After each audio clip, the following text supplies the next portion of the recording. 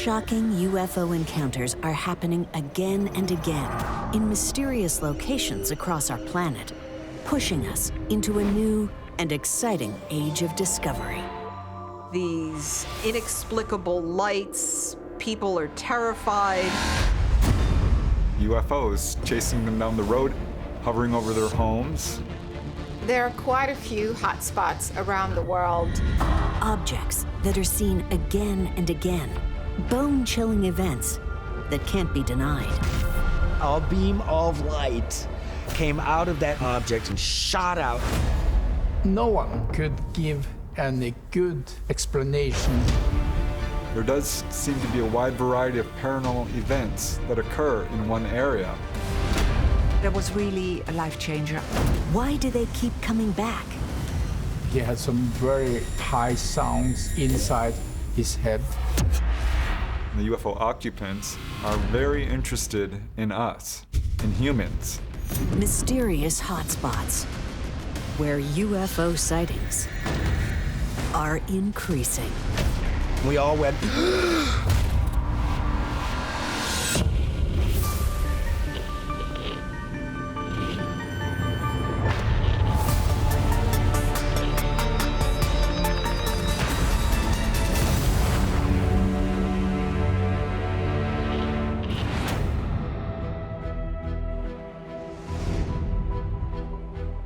Scattered across our planet are powerful spots that experience high levels of UFO activity and repeated visits.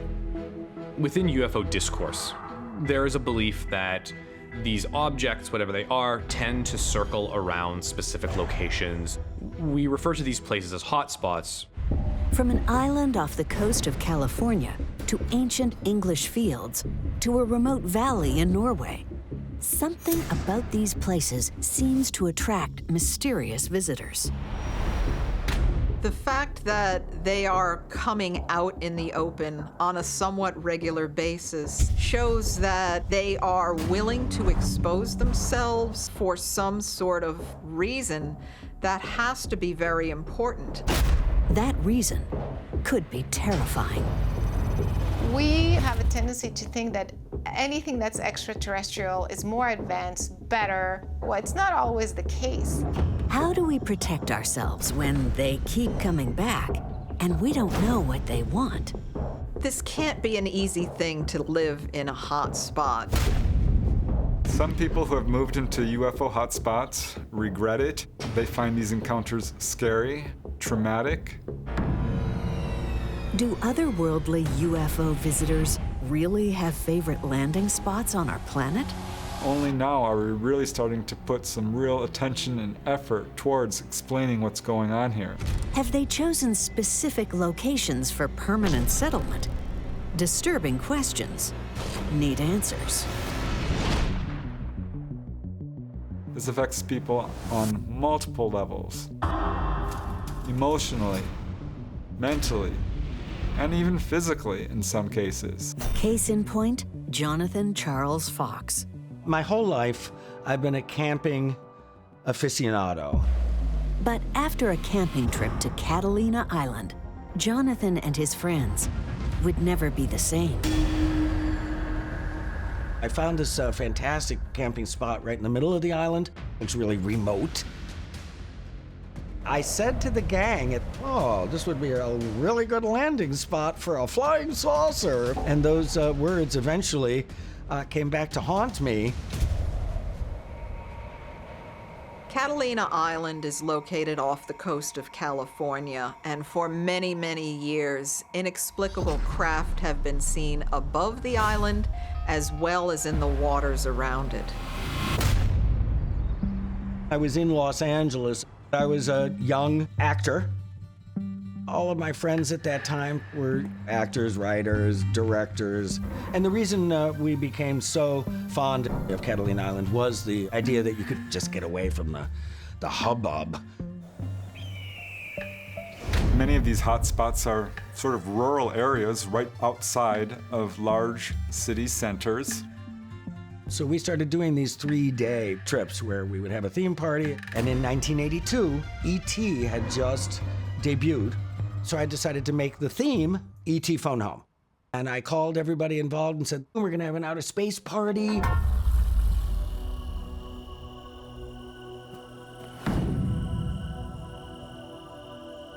One of the guys brought a phone. Now, this is 1982, so we were not bringing cell phones anywhere. He just unplugged a phone from the wall.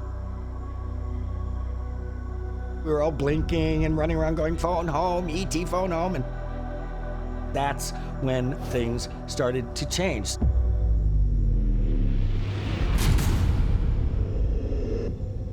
One of the girls started yelling. She said, look, look, look, they're coming, here they come, they're coming, here they come.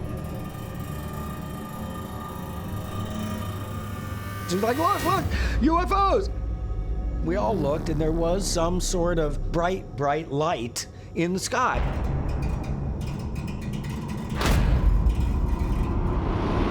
And then off to the right and left of that were two equally bright but much smaller lights. They were moving. It wasn't a plane. At that point, those three lights held their position. They definitely had gotten closer to us. Jonathan and his friends are sitting ducks in a known hotspot. There were 11 of us, so not all of us wanted to be having a UFO experience. This case is very compelling because the number of witnesses and the varied reactions. Catalina Island, people would see UFOs in the sky, numerous sightings since the 1960s, in fact. Shocking UFO sightings over Catalina Island made history in the 1960s and baffle experts to this day.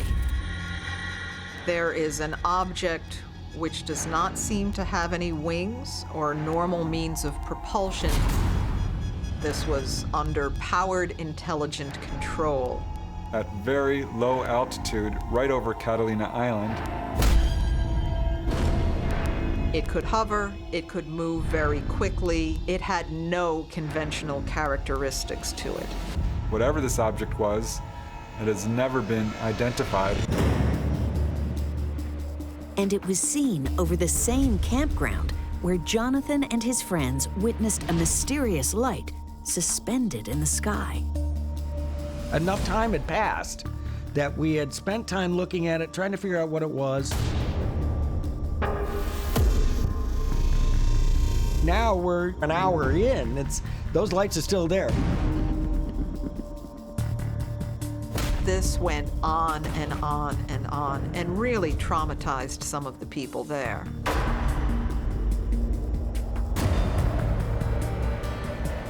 More and more fog is rolling in and rolling in and rolling in. Now the fog is so thick that we can't see the water. We can't see anything but our immediate surroundings.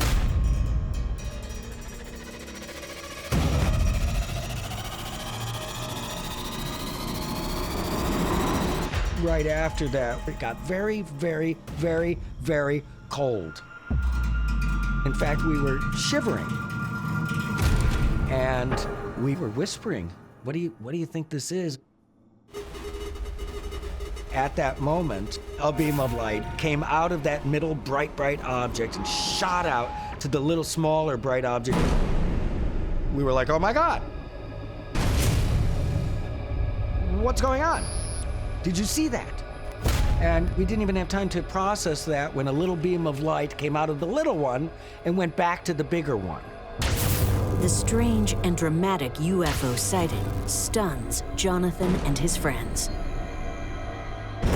So the panic started to come up because it appeared that there was communication of some sort going on between these three balls of light.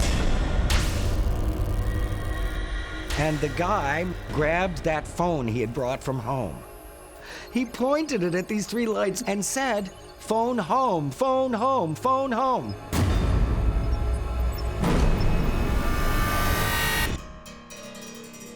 And at that moment, the phone made sounds.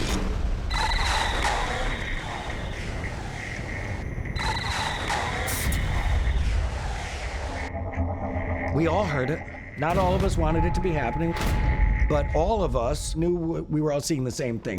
Alone in the wilderness, with UFO lights tracking across the sky overhead and a dead phone that has suddenly come to life, Jonathan Charles Fox and his friends are terrified. They felt like these UFOs, these ETs, came for them specifically. I've thought about flying saucers and UFOs, but I never really thought that it was a reality until right now.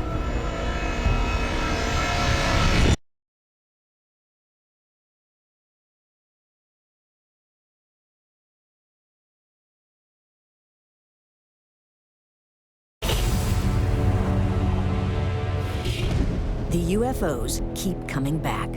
Numerous sightings over the years in UFO hotspots like Catalina Island force us to face frightening possibilities. There's something about these areas that is attracting UFOs in large numbers. Could it be the people? Could it be the geography?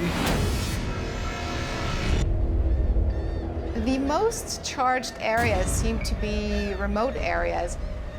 Staying in these locations for long periods of time could be harmful. When Jonathan and 10 friends went camping, all they had planned was an ET space party.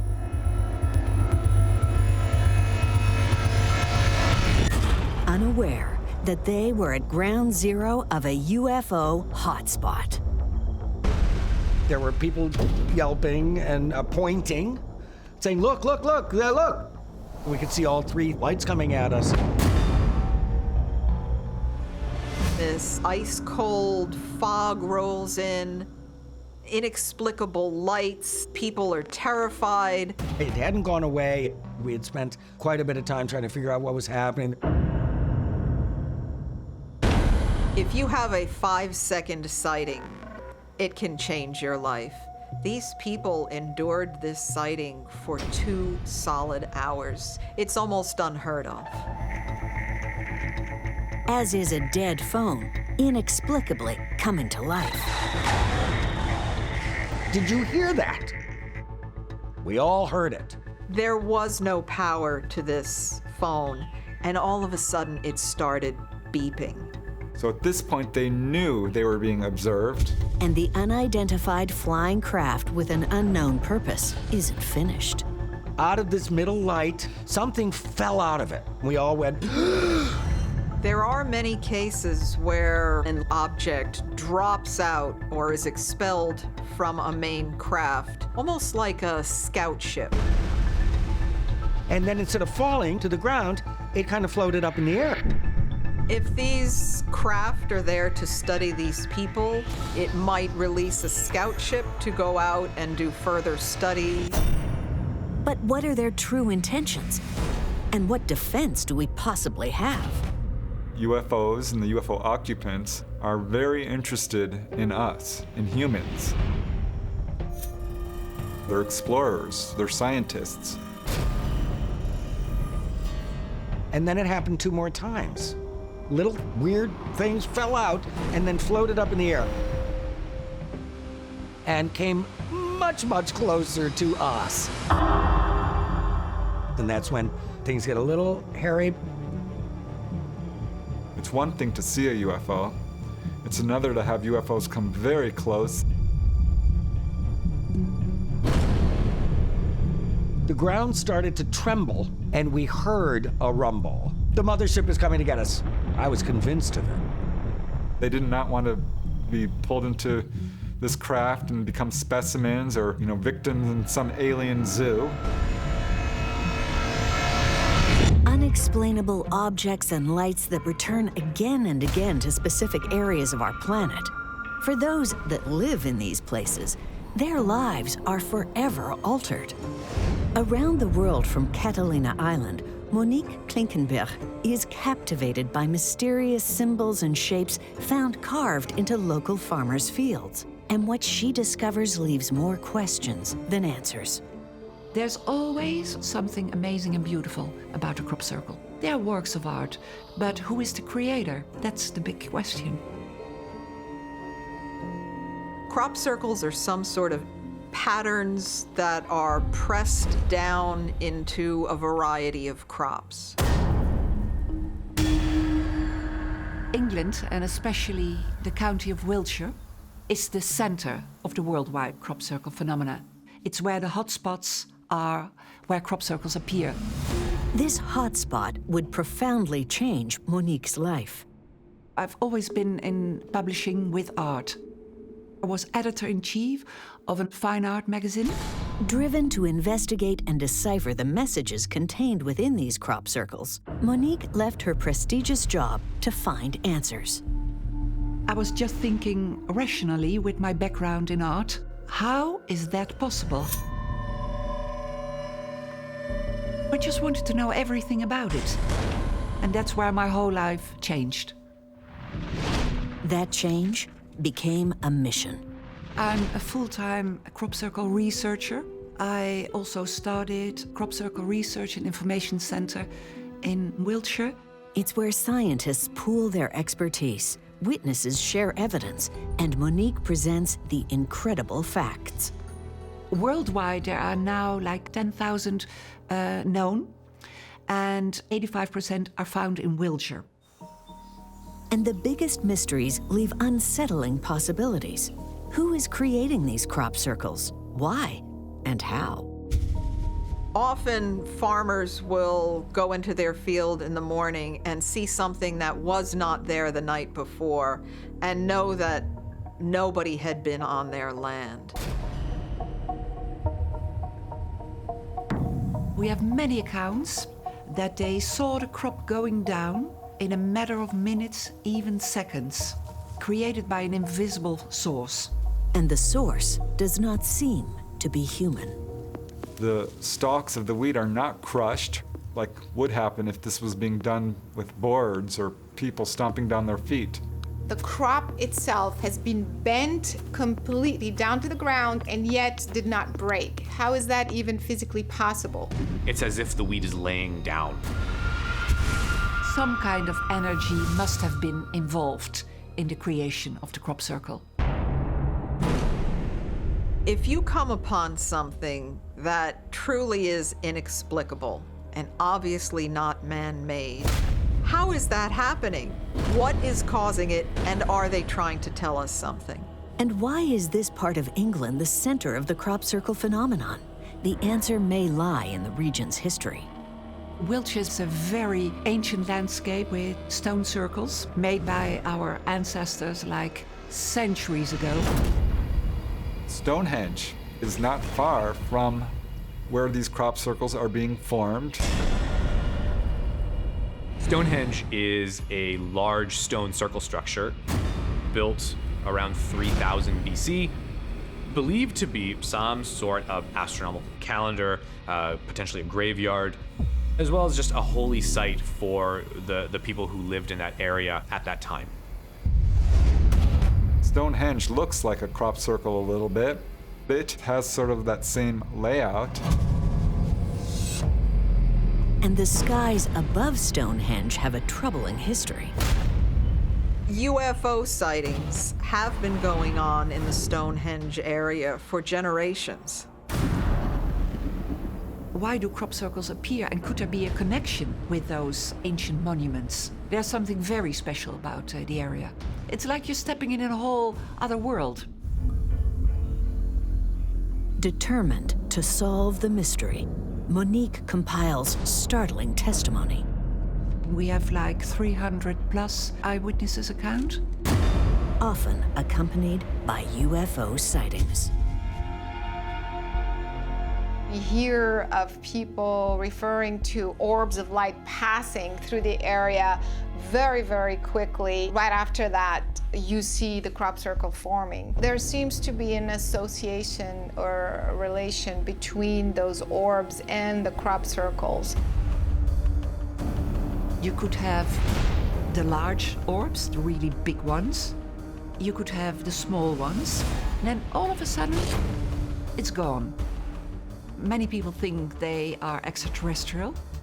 That's also because they move in an intelligent way, in a speed that is not normal.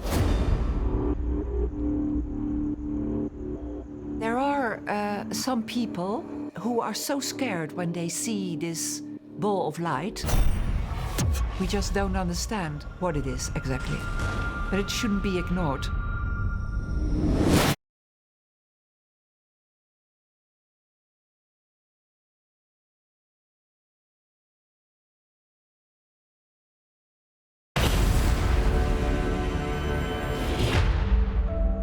Mysterious flying objects that return again and again.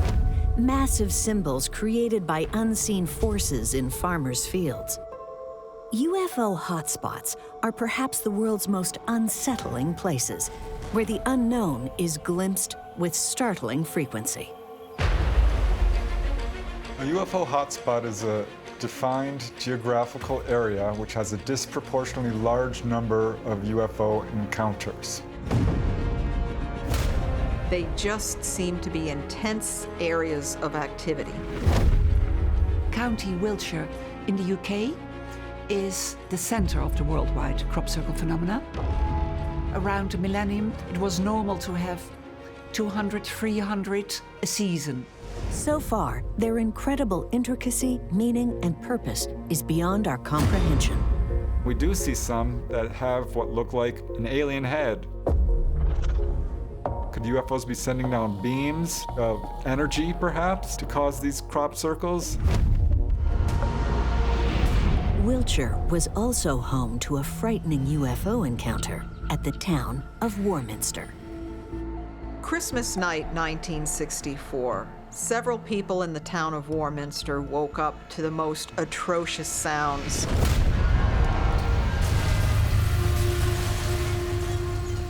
Like their chimney exploded and their entire roof was ripped off. They couldn't find a cause for it. And it continued month after month. What began with these inexplicable sounds progressed into actually sighting UFOs, objects in the sky. It wasn't just UFO sightings, there was all kinds of weird sounds, mysterious explosions, vibrations, buzzing noises. This is something that does turn up in a number of UFO hotspots. Extraterrestrial does not always necessarily mean something that's beneficial. Just like humans, some humans have positive agendas, others don't. It's the same thing when we're dealing with UFOs. Warminster has to be considered one of the UFO capitals of the UK. It was the most sightings England had ever experienced. But is the fact that there are more crop circles here than anywhere else in the world a coincidence? There does seem to be a wide variety of paranormal events that occur in one area where there are UFO waves. To be able to spend more time in Wiltshire, Monique upended her previous life in Amsterdam. And this changed everything. But there isn't a moment I regret changing designer clothes for wellies and a backpack. One of the amazing things about crop circles is they are physical evidence of something unexplained. People become obsessed. They want to know what is going on here. There was an enormous crop circle event which shocked the whole world because it appeared surrounded with some unexplainable events like strange noises, batteries of cars went down, and suddenly there was this huge pattern in the field.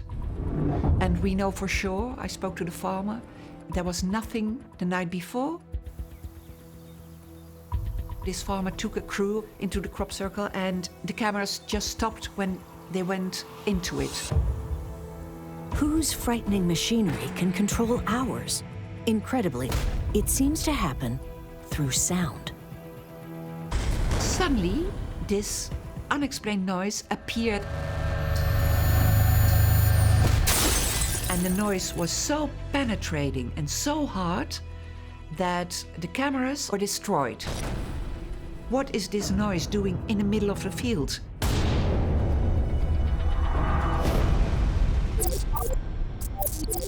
Threatening noises and malfunctioning equipment also shock Jonathan Charles Fox and his friends when their camping trip to Catalina is invaded by flying objects. We were shivering, and the fog is around us.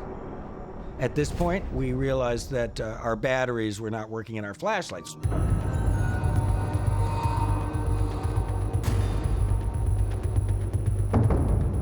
And at that exact moment, the ground started to rumble.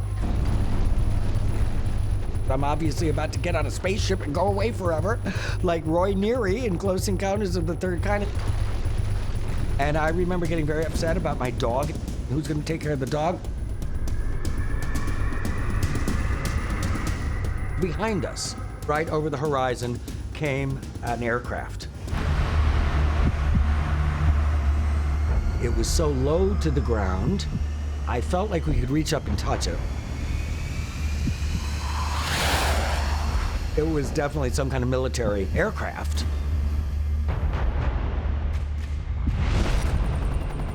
There are islands around Catalina Island that are owned by the US military, where they conduct military training. They most likely picked up this activity on radar. And if so, you're going to want to investigate it. We absolutely came to the immediate conclusion that this was a jet owned by our government chasing these things. And those three lights that had been toying with our emotions just descended as the jet went over them. They just went down and became invisible in the fog bank. This is something we do see in a number of UFO reports, military jets which chase these objects away. And that's exactly what happened in this area. And it was over. Everything changed. The temperature seemed to rise. We were not shaking. There was such a stillness in the air that it was obvious to me that it was over. But it isn't over, and the events of that night will haunt them forever. I became obsessed, and I won't even say momentarily obsessed, because my obsession lasted a long time. I have tattoos on my body that are flying saucers. Over 8,000 kilometers away in Norway, strange lights plague another UFO hotspot and send Professor Erling Strand into investigation mode. The Hesdalen Valley is a small valley in southern part of Norway. Only 100 inhabitants. The Hesdalen phenomena. It's a strange light moving around in the valley, even close to the houses. It started to show up late 1981. The inhabitants wanted to know what it was. Strange, big, strong light moves in front of the window.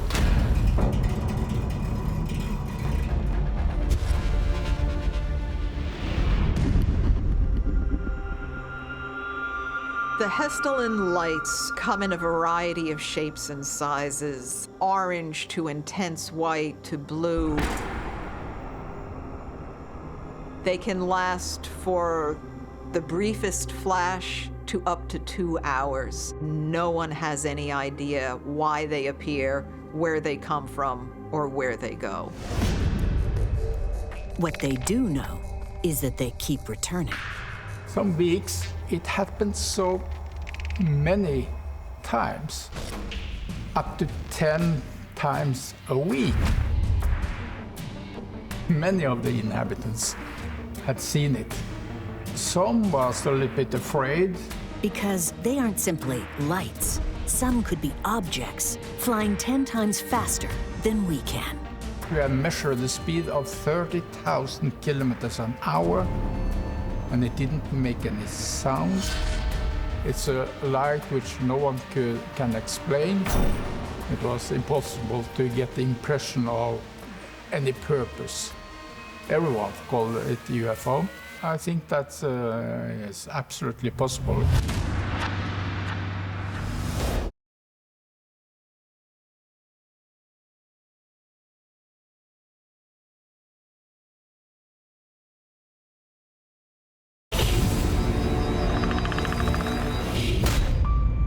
Is there a message being sent that we're just not getting?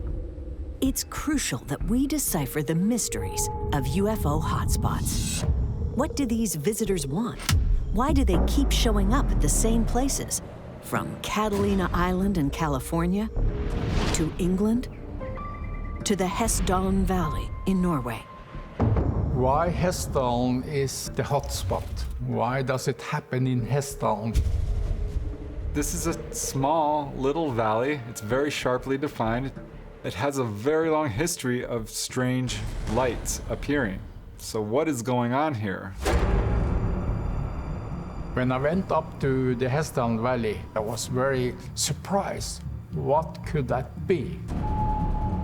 With Project Hessdalen, Professor Erling Strand commits himself to finding out. He set up monitoring stations, monitoring equipment, was able to get dozens and dozens of images and videos on these lights. The shocking evidence the professor compiles won't be easily explained. Sometimes there'll be just one of them, and it will divide into multiple lights. Sometimes multiple lights appear. They can hover in place for hours at a time. And frighteningly, some of them could be piloted craft. You have several lights connected, and they move together. And you can see there is some object connecting them, something black, perhaps 30, 40 meters long, the cigar shape. A size and shape described in countless UFO sightings. Sometimes there appears to be a beam of light being projected to the ground. That, to me, speaks to intelligent control. I don't think it's unreasonable to say something extraterrestrial is going on there. People are claiming that lights will blink at them, growing brightly for a few moments and then dimming itself as if it's aware that it's being witnessed. Years of well-documented sightings build incredible proof, but don't answer the ever-present question. Why does all these different things show up in this small valley? And one harrowing incident stands out. A friend of mine was sitting down, resting after he's climbing up in the mountain. And then he got this strange feeling. High sounds inside his head.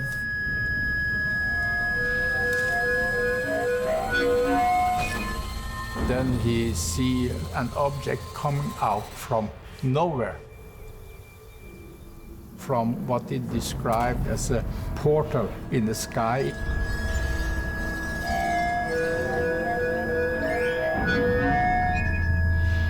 It was some glowing outside, what looked like some kind of metal in the middle.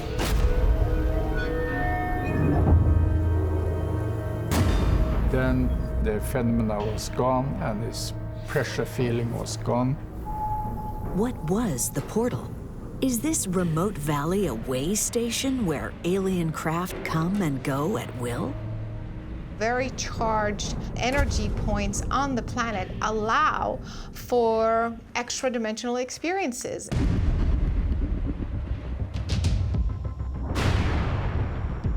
On the Catalina Island hotspot, Jonathan and 10 other UFO witnesses were gripped with fear.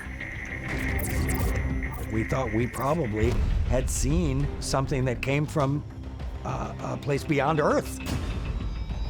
Even though we did costumes to encourage it. One of the guys brought little headbands for everybody that had stars on them. It kind of turned around and bit us in the ass. It's kind of how we felt. I'm convinced that they not only were hoping for it to happen, but they probably willed it. What I do believe is that lights on the ground beaming straight up into the atmosphere attracted the attention of something that came to check us out. And fleeing the island won't end their ordeal.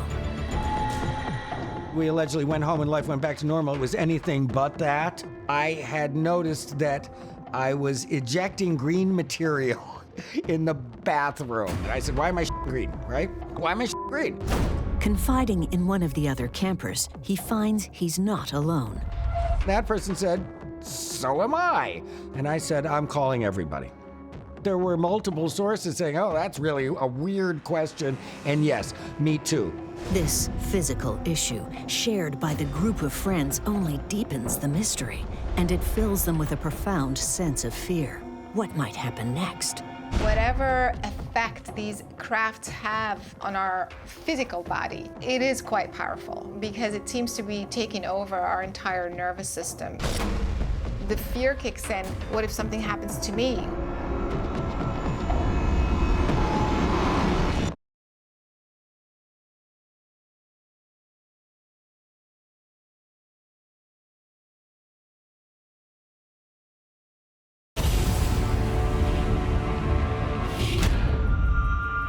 What is going on around our planet? Why do some places seem to draw UFO activity? These are questions that may only be answered by the power of eyewitness accounts and the rigor of science. If you are aware of a hotspot, you should put up every piece of equipment you have and keep it running 24/7. This is your classroom to this phenomenon, to study it. In Wiltshire, England, that's exactly what Monique Klinkenberg does. We look basically at everything. Are there substances, unexplainable things found in a crop circle? We ask the farmers for reports. We take samples of soil. And what they found is a kind of powder or substance that sometimes in a crop circle, and we cannot explain why it is there. There was another huge crop circle, the Galaxy, which happened on the top of Milk Hill in Wiltshire, which is until today unexplained how that could happen during a very rainy, stormy night. On ground level, you had no idea what a pattern would be like. That's because it's 240 meters wide and contains 409 circles. From above, it was like a huge spiral. There is something very strange going on, and indeed, it could be extraterrestrial. If these are extraterrestrial in origin, how can we crack the code to understand their meaning? A lot of these crop circles are interpreted as being some sort of message from some other intelligence that isn't human. Some people have claimed it lays out the coordinates of star systems. There are always more questions than answers. So I think wonder is the basis of science. And for Jonathan Charles Fox, the UFO event he and his friends endured seems to generate proof of a shocking and unexplainable force. I did speak to somebody who said, do you still have the batteries from the flashlight that died? We want to run tests on them. And it turned out that the batteries, I'd said, still worked, but the polarity had been reversed on them. There are catalogs and databases of EM effects from UFOs, cars stalling, radios going static, flashlights died. When you go to a hotspot, you are going to experience interference with your electronic devices because you are stepping into an area that is extremely charged. There's a theory that these craft are using some sort of electromagnetic field propulsion. Monique Klinkenberg has encountered similar mysterious energy. A very interesting part of the phenomenon is cell phones. They suddenly die. and when the cameras enter the crop circle, nothing works. And when you're out of the crop circle, everything works well. There's weird sort of synchronicities and coincidences and all kinds of bizarre effects that are connected to these crop circles. There was a report of a new crop circle, and approaching, even with the car, at the crop circle, I was feeling a bit like uncomfortable. And I got out of the car and I wanted to enter, and I felt instantly sick and miserable. I had to lay on the floor. And in Norway, Arling Strond has also recorded interference from the Hessdalen lights. Some people have said that the radio signal and the TV signal has been noisy. Is there something special about this valley? People have noticed other weird effects, dizziness, vertigo, or it feels like the ground itself is actually shifting. Leading some to believe that the key to a UFO hotspot can be found in the Earth. Could it be something to do with this area magnetically? We may need to rewrite our textbooks for phenomena like this. We think we understand electricity. We think we understand the Earth. But clearly in this case, we're missing something. But what if the answer to what we're missing is under the water? The inhabitants up there told about lights coming down from the top of the mountains, falling down to the river, following the river for a period of kilometers or so. And surrounded by deep water, Catalina Island could be a frighteningly tempting home. When it comes to UFO hotspots, some researchers have speculated that there could be actual underwater UFO bases in an area where these ETs are actually hiding out, living in sort of an underwater city. They are here already.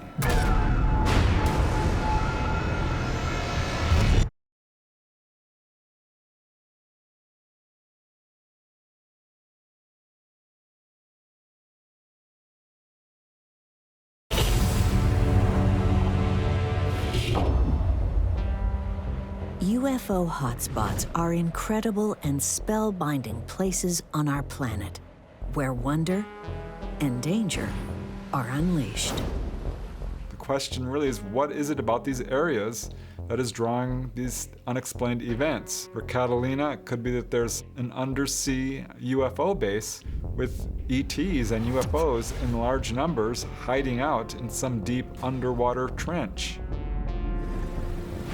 In fact, it is the channel between Catalina Island, the coast of Southern California, where all sorts of crafts would be seen in the sky and eventually dipping into the waters. More than 600 meters underwater between Catalina Island and the coast, a strange formation nearly 5 kilometers wide has been found. There could very well be a base down underwater in this area. This would give them easy access to this area. They don't have to fly from other star systems or wherever they're coming from. It sounds like a movie, and Jonathan finally finds out why. I was at a cocktail party and I saw Steven Spielberg across a crowded room. So I sidled my way over to Steven Spielberg. I said, look, this happened to me. It was like being in one of your movies. And he said, we based the script of Close Encounters of the Third Kind on 10,000 UFO reports. And whenever there was something that became a commonality, like flashlights dying, or fog coming in, or beams of light, we incorporated that into our script. We are telling a story that has happened over and over and over again to people such as yourself. And I was flabbergasted. And that has never left me, that conversation with him. For those trying to solve the riddle of UFO hotspots, this is a time of exciting progress. We're starting to see some real attention paid towards these areas. We're having increasing numbers of scientific studies focusing solely on hotspots. The really great thing about the Hessdalen lights is that Erling Strand began to monitor and track these lights to see if they could come up with a solution to what was going on. It's a good example of how we ought to deal with UFO sightings. And to this day, it remains a puzzle. A puzzle Professor Strand won't give up. I think we will come to a solution on this. Maybe this will bring new knowledge about the science or the physical world. We never know where the next hotspot will pop up. We need to have transparency between what the military knows with its radar and individuals who are gathering data on their own. If we can come together and share this knowledge, I think we have a much better chance of figuring it out. Crop circles attract all kinds of people, from every walk of life, from every part of the world, and they gather in Wiltshire. For anyone, lucky or unlucky enough to encounter a UFO hotspot, life is forever altered. I never ever regret this change in my life. Crop circles are mind-blowing. The whole phenomenon is mind-blowing. I have been a curious person all my life. I've seen things which no one can explain, and that triggered my curiosity. Here all this time, I thought I believed in flying saucers and little green men, but I guess I didn't, because I do now. It was a life-changing moment that still resonates to this day.